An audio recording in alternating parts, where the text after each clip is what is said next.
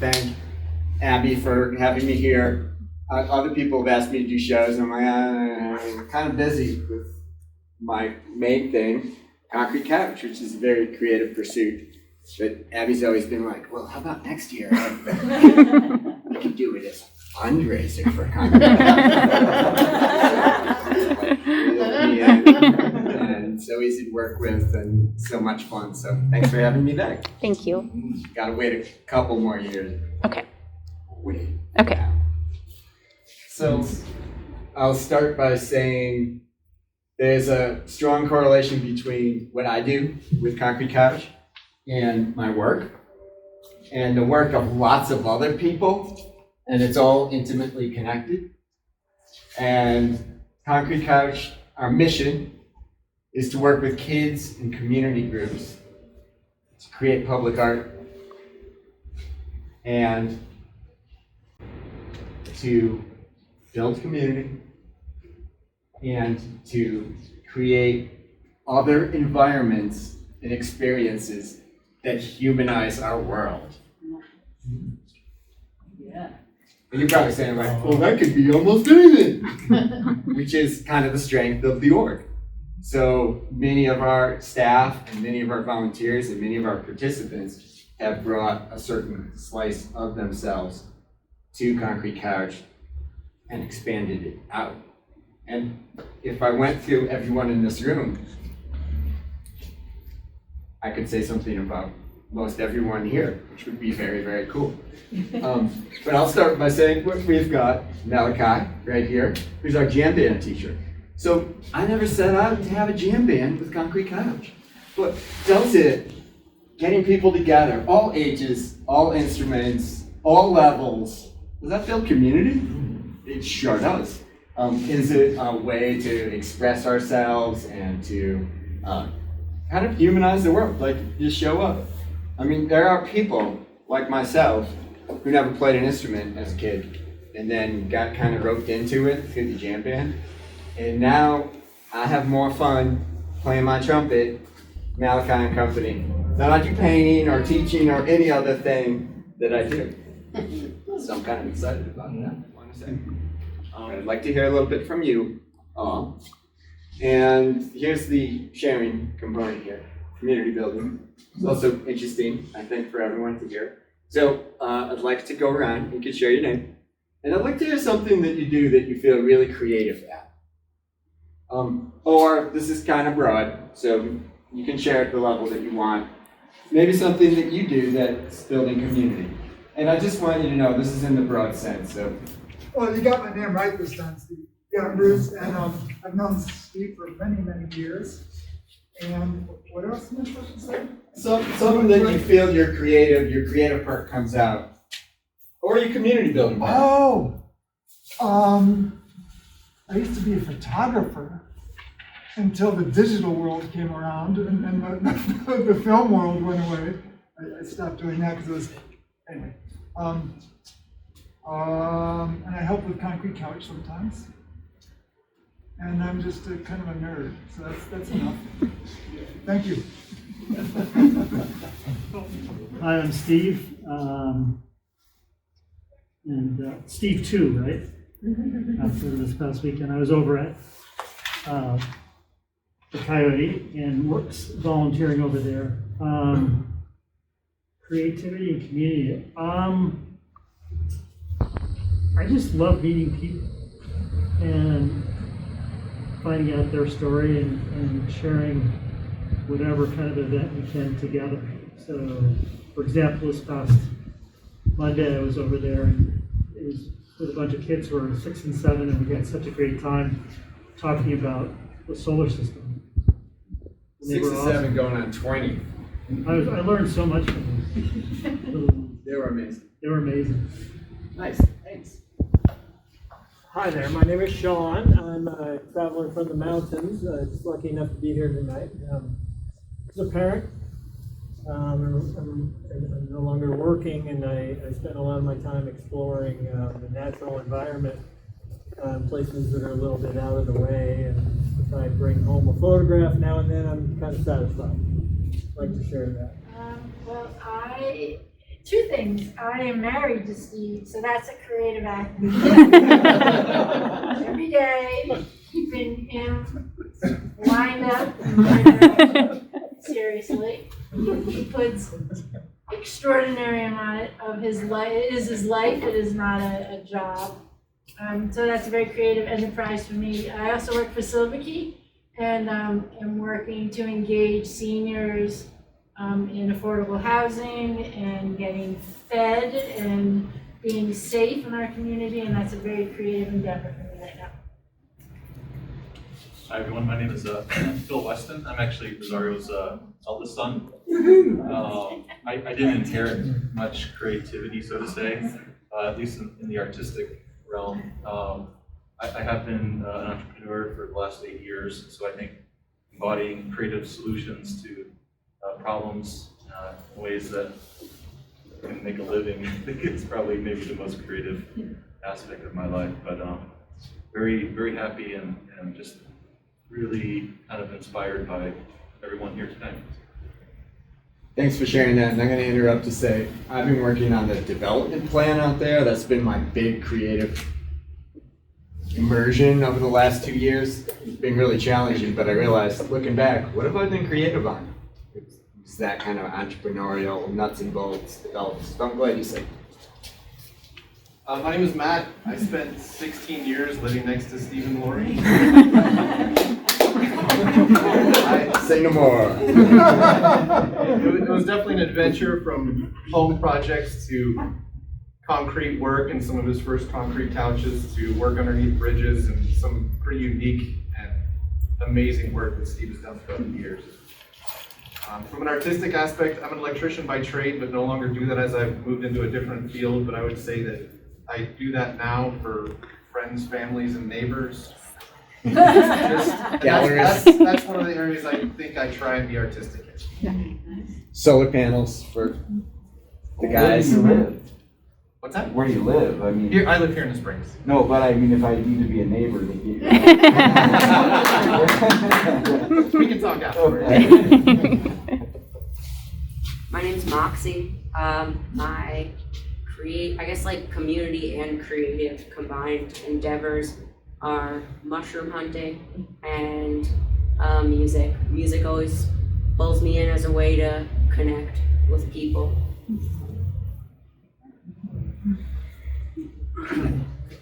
My name is Shiloh. I just met Steve through River a little while ago.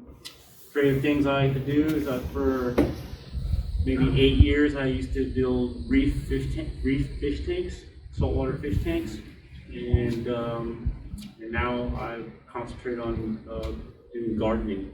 And I'd like to do gardening kind of like a different way. I don't know, for some reason I like to make everything perfect. And so that's my artistic way of doing it. So yes, thanks. I'm Abby. This is my gallery. I've been doing it for 10 years now, and really just creating a space and being able to work with community leaders and showcasing local artists. I only work with the local arts and local nonprofits. I try to fundraise at least once a year for our local nonprofit, and then showcase as much artwork as I can from the Pikes Peak region artists. And so my creativity is creating the space when you guys create the artwork. I'm Trevin. I had a great one until you said your kids, so I had to come up with something else. Actually, I don't know your kids. For me, it really has been family that I've been putting my effort into over the last 24 months or whatever. Yeah, working in corporate life and everything, and trying to provide is a lot different than being present and being thoughtful. So, being present and thoughtful for family. I am Janine, and I think my passion in life is our people.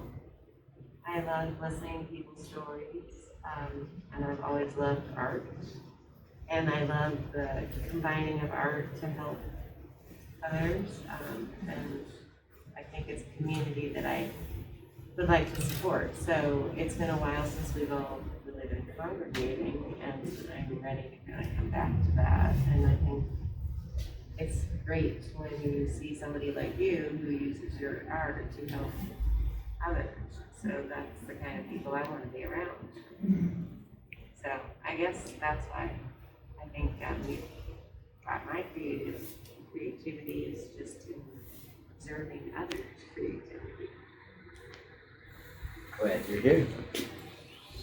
Hey, I'm Lauren. I'm a curator, so it's kind of the same thing where my creative output is working with students primarily that are graduating from MFA or BFA programs, and I curate their spring shows, their final exam show, and I also work with an art fair that takes some of the up and coming artists and put it into a fair, and hopefully help them transition from the art school world to the real world, and they're a little bit different. So yeah, that's my creative output.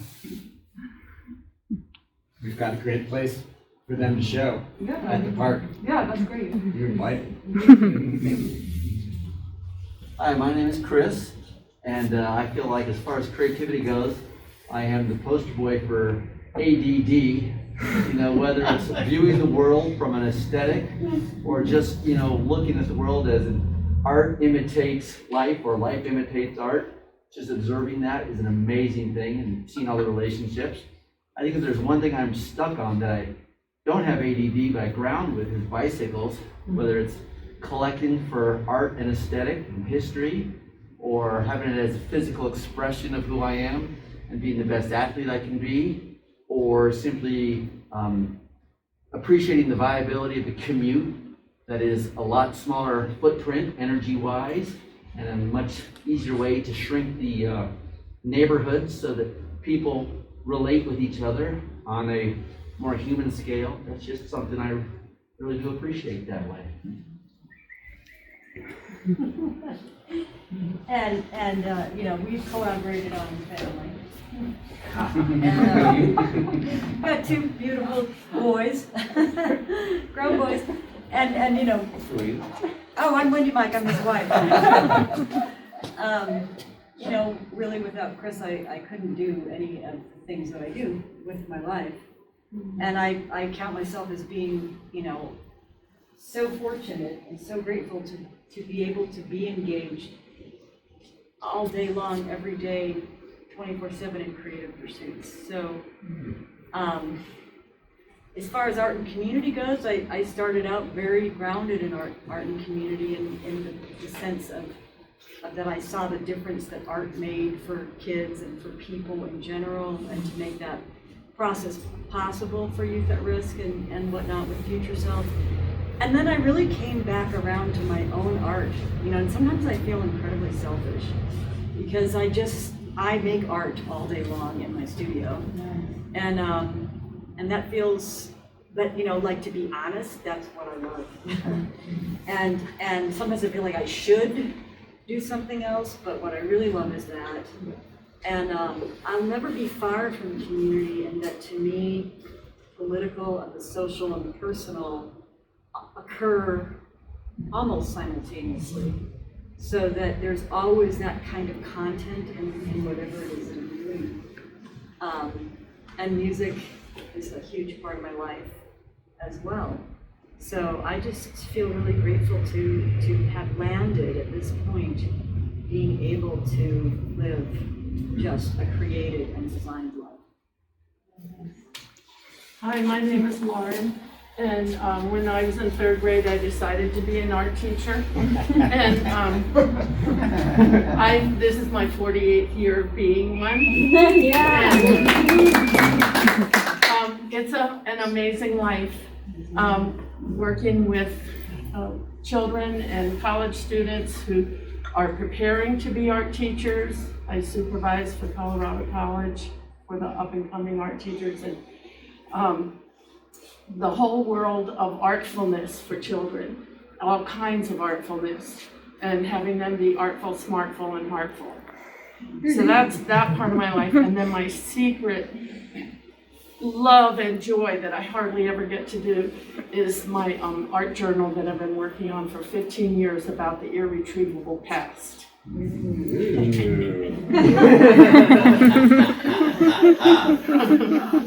great, it's learning all kinds of good stuff. Thank you. Oh, hello everyone, I'm Arthur, I'm Rosario's middle son, and I would like to say that I'm probably creative in maybe different ways, because I have what I like to consider an abstract mind or wiring, so into math and computers and data. I can't draw, I can sketch, I can't paint, but I can maybe model clay, so I have different skills that I think are a little funky, but that's the creative side. And community, because I'm an introvert, I probably need to get out there more and participate, but I certainly love it when I feel like I'm part of something and I believe in it, and so I'm searching for, perhaps study groups or things to build the skills that I have, so I need to get out there more, but I can already vibe and feel that this is a wonderful, close-knit community, and it's authentic, and I'm just glad to be here. Thank you. So about the art, I think we know a little bit, but about community, that's a very valuable question. As of the school year 2021-22, I've had the opportunity to teach high school art at St. Mary's Catholic High School. I am the art department because it's a small school, 200 kids, and last semester I had 50 students and this 40 students, a little bit less.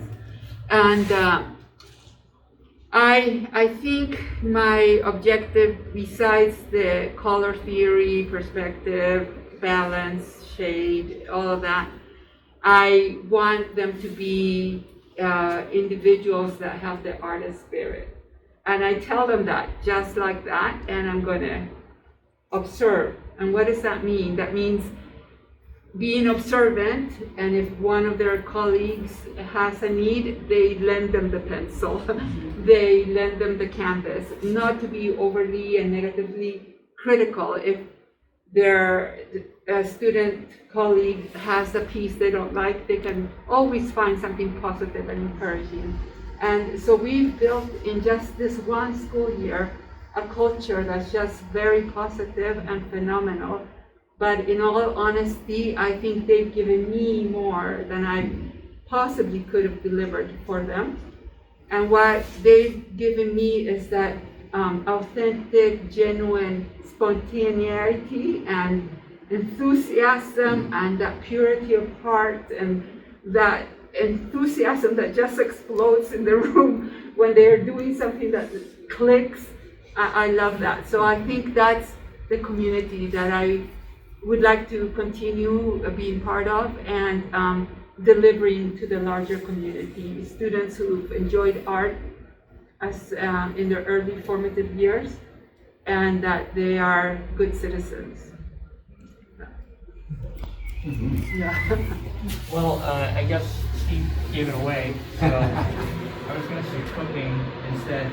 But actually, it took me a while to realize that as the jam band teacher, which Steve roped me into, it wasn't my idea. I didn't even think I wanted to do it at first, but it took me a while to realize that I think it's the most important thing I do as a human is helping to create that space where people can feel creative and just be creative and not think about it. By the way, I just want to say I don't go to a lot of art shows. I don't know if this is normal or not, but Steve was given the opportunity to be the sole center of attention, and he still made it about the community by making all of us talk. So I think that's really beautiful. Thank you. Yourselves, and then everyone was very gracious, listening and absorbing. So thank you all for doing that. I was also in my subtext. I was like, oh, we got to get your kids out here. I'm like, oh, this would be a great project for yours. I like your mind. I got to hear about that project. So I would like to say a little bit more about Concrete Coyote. and kind of fill out the picture for those of you that might not know too much about it. If that's okay. And I got props, and I kind of went and said, it might be fun to do some of my photographs. And I got together with my friend David Ball, who's a great graphics artist, and I said, I want to do in black and white. I love that black and white. Ansel Adams. And, so he helped me kind of play around with them. So I had a lot of fun. That was my fun part. And then I was doing that, and I was like, I want to work on some of my paintings and just keep it simple, just the black and the white, just tell the story from that point. So I had a lot of fun doing these. And then, because I can't help myself, I did a few color ones. But the black and white ones were all photos from Concrete Coyote. And that's our community park that's about not even a mile. Well, it's probably a mile, a little more than a mile that way, at Royer and Las Vegas. And Concrete Couch is taking over this blighted parcel of land. And it's right where Shook's Run goes through. It's the last part of the Legacy Loop. And we've just kind of committed to making it a place that the whole community can use, restoring nature so the community of nature and animals and plants have the best chance they can, and kids who are just growing up that they can be involved and put their mind and talents to designing it and building it. And the folks that were living there that were houseless, that were living in tents, we can't allow all of them to live there, but we do have 3 folks there. One of them that was camping on that land, and they're now living as caretakers in little cabins that the community has built for them. And yeah, they got a roof over their head, but it's the community that keeps them there. They're helpers. They're part of this vision of Concrete Couch. And that's a really neat part. So there's all these little parts going on, and I got some pictures to kind of show. Maybe we'll just pass them around. So you think of the creative exploits, and we're thinking painting. We do all kinds of painting. There's some really cool murals going on there right now. And you can just look at them and pass them around. Oh, thank you. Dun, dun, dun. Yes. And if you've ever painted on an easel, and that's a beautiful thing. And if you step up to a wall, I'll never forget the first time I did it, and recently I got a chance to go and work on it again. When you have this big wall and you get the brush and you put it, there's something real special about it. And so that picture going around, those kids are just like, look, we just get to paint on the wall. So these are 2 Pikes Peak Community College teachers. And they're like, wow, you guys got an old dump and you're turning it into a community park? Can we bring our kids there and cover it with paint? It was like, 20 years from now, you can't do that. Every inch will be developed. So it's a beautiful time right now. If you want to be involved, you can get down there and you can really change it. You can transform it. So pass that one around. Likewise, I'm not a poet, but people were like, hey, this is kind of a nice spot to have performances. So Idris Goodwin from the Fine Arts Center was like, we should be out in the community. The Fine Arts Center is great, but we should be out doing art and theater and performance and poetry in the community. He started the City as a Venue program. Brilliant. I think he's a brilliant human. And this isn't part of City as a Venue. This is a whole nother thing that spilled off on it. Ashley Cornelius and Jasmine Dillavue, who are doing a performance, an interactive poetry performance. What a hoop for us who work on it every day to see something completely different there. Well, a lot of people don't know anything about Concrete Couch, but maybe know one thing. It's oh yeah, they do the tile mosaic. Anybody seen the pumpkin on Nevada? Yeah.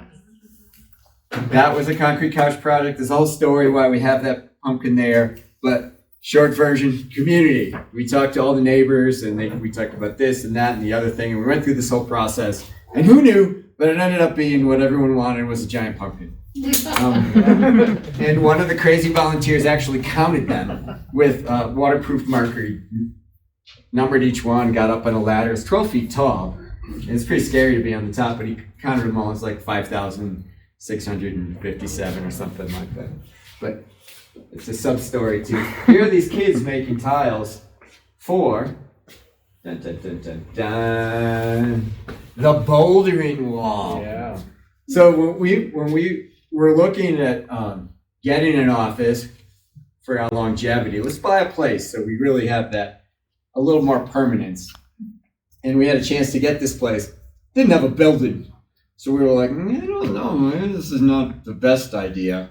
But it did have 7 acres with a stream running down the middle. It's kind of cool for a organization whose mission is to create environments and experiences that humanize our world. So this was a concrete block wall that held the makings of concrete, sand and gravel. Ugly, and when we talked to people, it was amazing. You know, you talk to 10 people and be like, what should we do with that? And like 9 of them were like, we should build a bouldering wall. And Nat and I are climbers, so that's the first thing that came to our mind. But I was surprised so many people did. And I just love this picture because these are some of our volunteers from Hillside neighborhood. And they were so excited that they'd been working on putting these tiles together. And I don't think they thought that they hadn't put it together, that at the end, we were going to put some retaining wall ties down there and fill it with 1.5 feet of mulch so they could climb in and jump off. But they were pretty excited when it turns out to be that's what it was. Now you can go and just look at it as a beautiful mosaic wall, and that's okay too. So in addition to, you know, kind of painting and tiles and mosaic and the kind of couchy things, we have this opportunity to build things where it's still very creative. This is our kids in our summer program. And little information, Concrete Couch, all our programs are free and open to participants. Schools and host groups will pay a little fee for service, sliding scale, so we've never said no to anybody. But our summer program, we're really proud about that. And we always need volunteers, adult volunteers that want to come help us in our summer programs. Teens that are maybe thinking this is a career, teaching. But if you look at this young lady who designed this sculpture and then built it and installed it as she's going, et voila, it's not a little moment there. It was like a really big double thumbs up moment. She was drilling and screwing, and she had to work with this other girl and like get their ideas and share them. I mean, that was such a hoot. We've done bigger things, the pumpkin, this thing, the other thing. I don't know if I feel better about any of those than this. What a cool moment. And you can, you know, talk to Starla about that, and she'll be like, oh, you know, we plan it, they made us do models, and okay, that's enough. So that's kind of a construction-y thing.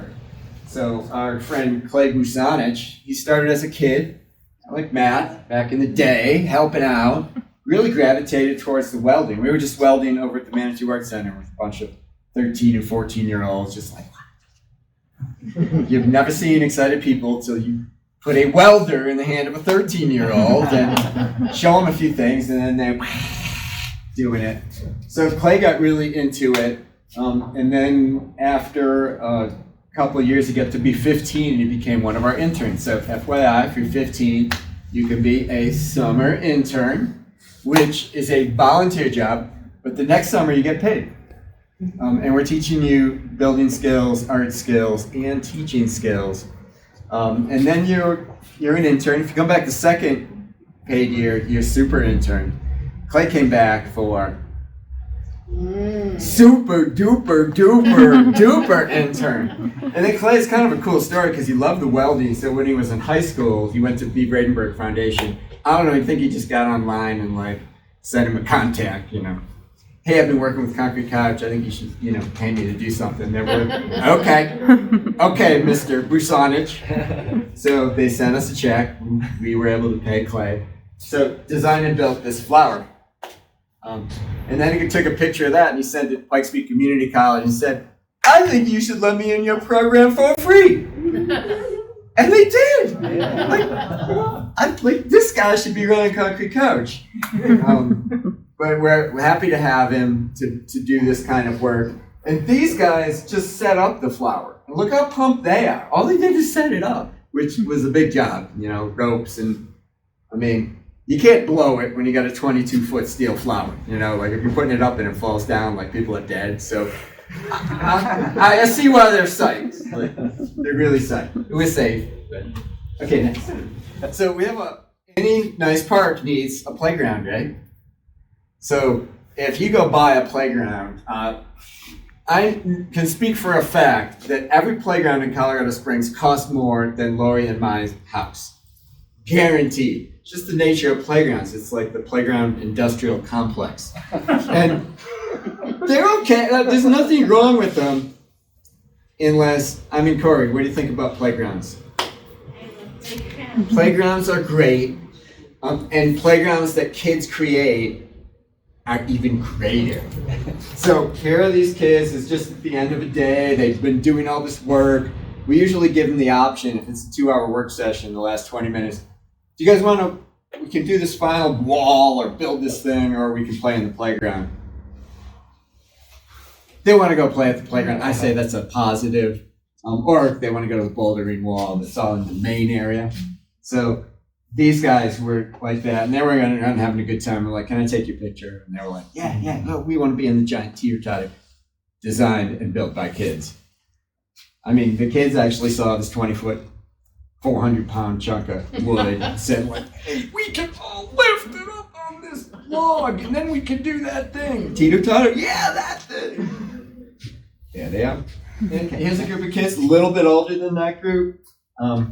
We got some playground pieces donated. We got a lot of stuff donated. Being easy on the earth, using recycled materials. That's a real near and dear value to all of Concrete Couch. And so this part was donated, but they're like, well, that's kind of boring. Let's build a roof and do a thing and connect it to that with some poles. And I would love to have you all come down and see it. But just this moment where they designed and built that and figured out the angles and then screwed it together and put the cap on. There's Javier, who's just like, piece. Final piece on, super pumped. Okay, next. So this is a group from Relevant Word Ministries, and they come once or twice a month to our Saturday programs. So Saturday programs are really exciting. So teaching and other things get in the way of coming during the week. We have 2 programs every Saturday, and we got all these old toys donated, and they were so beautiful. We want people to use them, but we don't want to leave them in the dirt. I don't want to put them in boxes, because nobody's going to open the boxes. So these guys love the toys. They built this shed for it, and they had them all measured, and they had to use saws, drilling. And I just love it, because you'll see it when this goes around. But it's like, you guys did a nice job. It took them actually 2 Saturdays spread out over a month to finish. I want a picture of you all up there. So this one dude, I think that's Tony, he got the fireman hat. He put it on. Yeah, the fireman hat in the picture. Other kids, okay, he's at the age where like dress up is like totally not cool. But this created this situation, this environment where they could just totally be them and be goofy and be kids and have fun with it. And people were like, all right, I got the fireman's hat on. So the construction arts, we do a lot with kids. We really, really do. This is our main stage. It took us, we built this main section. It was there for about a year, and we're like, oh, this is going so slow, doing it whenever we get a chance. And oh, I know you like to do construction. We put like 2 more boards on. So we had 2 days where we invited all our construction friends, and they came down and they completed the whole stage. So we now have a main stage at Concrete Couch. And I do know, actually I just heard from this guy who retired from Colorado College this year. He's like their main like woodworker facilities guy. And he invited that guy. He was like, this was, I don't know, 3 or 4 months ago. He's like, Joe's always calling me up. He had so much fun those 2 days.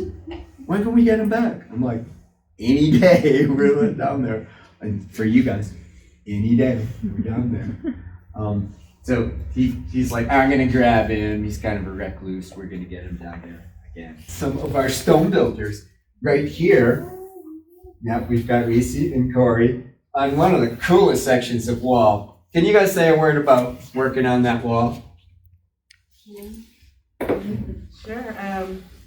It was a day that any other day or a weekend we wanted to do something together that was outside. So the first place to go always was at Coyote, always a place for us to do something together, either walk the trails. And that day, we got to put together that wall, and it was a ton of fun. And there were a lot more people than what was in the picture, and that really made the whole thing everybody just got together, and it was felt like a natural thing to be a part of. It was really, really great. Corey? Building the wall took a lot of work, but the teamwork was a big part of it, and all the friends that came to help and also have fun at the same time. All that teamwork and that made that entire wall with only about 10 people. So we really share skills, and everyone teaches, and there is a lot of hard work in that. But that wall is going to way outlast me. You know, Corey's going to be like old and gray, and she'll be bringing her grandkids and being like, "We built this wall." That is my confidence in that wall that they built. Like all the principals, like Rocky Mountain Field Institute, I think would be like, "Nice job." Okay. So you're trying to make opportunity for kids, and we talked to the neighbors, and we heard all kinds of different things. Hey, how about we like that community park, but like, how about soccer? We built a soccer field. We now have a soccer program working with the group Joint Initiatives, where they got these like 18-year-old pumped up soccer guys that are like working with the neighbors. It's awesome. One of the things that we heard from folks is, there's a real value in nature. And in this room, I think that's like, oh yeah, like our folks took us out and we did things in parks, maybe we went camping, maybe we went to summer camp, but if you don't have the means of that's not part of your culture, you miss that. And can we make a little space for that? Like, we got 7 acres and there's a creek, and I'm calling it a great horned owl. I don't know, it was like freaking this big, and it had like, in the stream valley, it was like, all of us, when we saw it go by, we were just like, it was that cool. And I've seen stuff like that before. So we're like, well, let's start a little pilot project. So last summer, we got folks from the community center, Meadows Park, and we did a little pilot project. This next summer, all the other community centers were like, hey, I heard about that. Like, how do we get in on it? We're not charging anything for this. We're just trying to make this free and open resource for the community. How does it work? People like you guys. And, I'm putting you on the spot. Matt came on out. We had a donated solar panel and an old battery. He got in there, was like working and working and working. The guys that live there now have lights that can charge their phones. Steve, I'm trying to do this solar system walk, and I'm like, I'm getting my rotation all confused, and what's the period of, and Steve's like, actually, I kind of know this. And I'm like, I got some questions for you.